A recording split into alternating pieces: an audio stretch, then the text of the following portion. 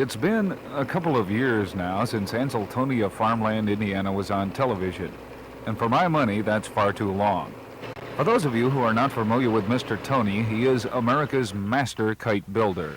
He's been fashioning kites by hand since 1895 when he was only 6 years old.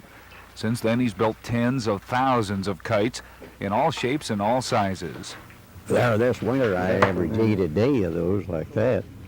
There in the cold weather there, there wasn't anything else to do. Couldn't get out, you know, and it snowed in, and I just sat there and made kites. And I can just go to that old sewing machine and just relax.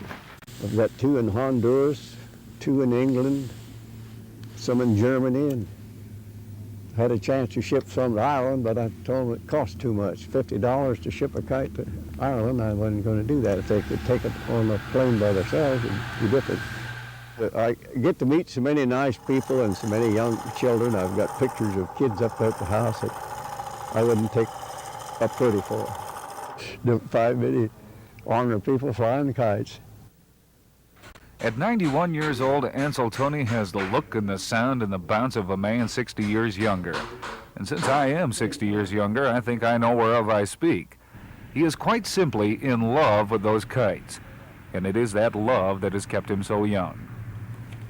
It's fun to put them up in those clouds. I like to put them in the clouds. I run up in the clouds one day and run a buzzard out. We've always had kites.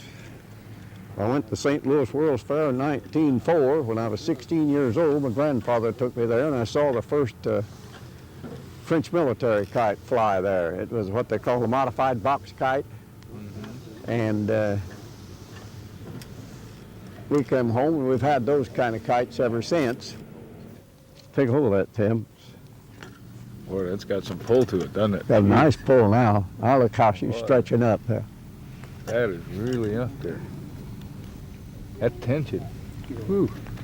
Yeah, she's coming in behind us now. You just about got to have these anchored to a... Oh, you got. I have to. Not a lot of these big fellas don't have to. Some of these stout guys, but I ain't like I used to be. You see, there are times when Ansel Toney longs for his 20th birthday. Not because he hasn't enjoyed life, to the contrary, he has, but because he feels he's missed out on the ultimate kite ride. With all his heart, Ansel Toney wishes that hang gliding had come along about 50 years sooner. Oh, I'd have loved it because I've watched a lot of it. I watched that boy fly off of that mountain in Tokyo on television.